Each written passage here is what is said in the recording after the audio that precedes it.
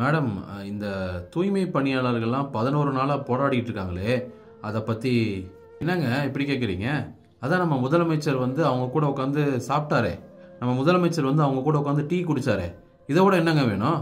Madam, அவங்க பணி நிரந்தரம் கேட்டோம், பிரைவேட்டைசேஷனுக்கு எதிராகவும் போராடிக்கிட்டு இருக்காங்க. நீங்க என்ன மேடம் சாப்பிட்டாரு டீ குடிச்சாருன்னு பேசிட்டு இருக்கீங்க?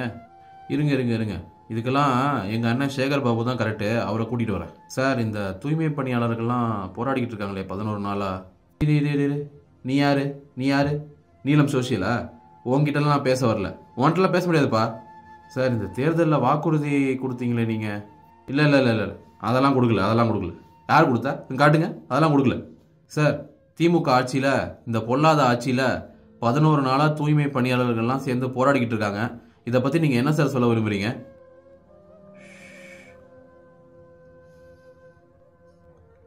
ஏனுங்க, நம்ம சம்மந்தி வீட்டில் கெடா வருதுன்னு சொன்னாங்க. எத்தனை மணிக்கு வரணும்னு கொஞ்சம் கேட்டு சொல்லுங்க.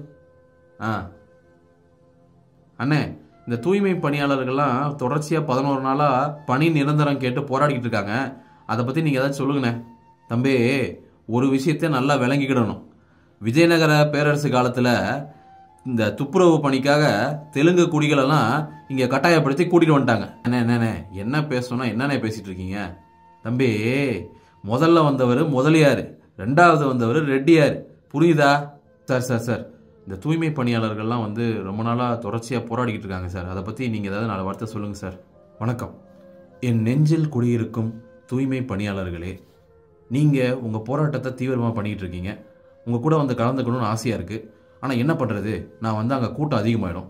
அதனால் நீங்கள்லாம் கிளம்பி பனையூரில் இருக்கிற எங்கள் பங்களாவுக்கு வந்துடுங்க. அங்கே நம்ம பேசுவோம். மேடம், நீங்கள் உங்கள் சப்போர்ட்டை தெரிவிக்கிறதுக்காக இங்கே வந்திருக்கீங்க. நீங்கள் ஏதாச்சும் சொல்ல விரும்புகிறீங்களா? பார்த்துட்டேன்னா, இந்த சனாதன தர்மம் என்பது ரொம்ப புனிதமான தர்மம். அதன்படி அவா வேலைகளை கரெக்டாக பார்த்தோம்னா இந்த உலகத்தில் எந்த பிரச்சனையும் வராது, எல்லாரும் சேமமாக இருப்பா. மேடம், உங்களாவாலையும் ஏழைகள்லாம் இருக்காங்கல்ல மேடம், அவங்களாம் இங்கே யாரையுமே காணோம். இந்த தூய்மை பணிக்கெல்லாம் வரவே மாட்டேன்றால். அது வந்து எங்களவாக்கெல்லாம் மூளை வலிமை ஜாஸ்தி. அதனால் நாங்கள்லாம் வந்து அந்த காரியத்தில் இறங்கவே படாது.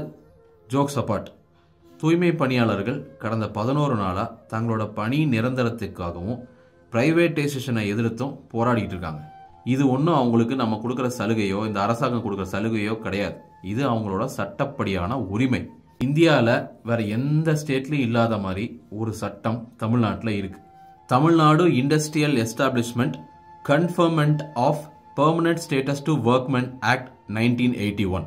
இந்த சட்டத்தின்படி அரசாங்கம் நிர்வகிக்கிற துறைகள்லையோ இல்லை தனியார் துறைகள்லையோ 50 பேருக்கு மேலே வேலை செஞ்சாங்க அப்படின்னா, அங்கே வேலை செய்கிற அத்தனை பேரும் 2 வருஷத்தில் 480 நாட்களுக்கு மேலே வேலை செஞ்சுருந்தாங்க தொடர்ச்சியாக அப்படின்னா, அவங்கள கான்ட்ராக்ட் எம்ப்ளாயியாக அந்த நிறுவனம் வச்சிருக்க கூடாது.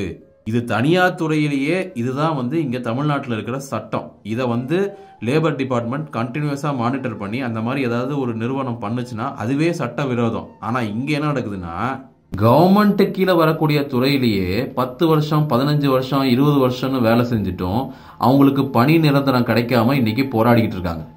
ஸோ அவங்க ஏதோ சலுகைக்காகவும் இல்லைனா வந்து ஏதோ வெல்ஃபேர் ஸ்கீமுக்காகலாம் போராடலை. அவங்க உரிமைக்காக, அவங்களுக்கு சட்டப்படி கிடைக்க வேண்டிய உரிமைக்காக போராடுறாங்க.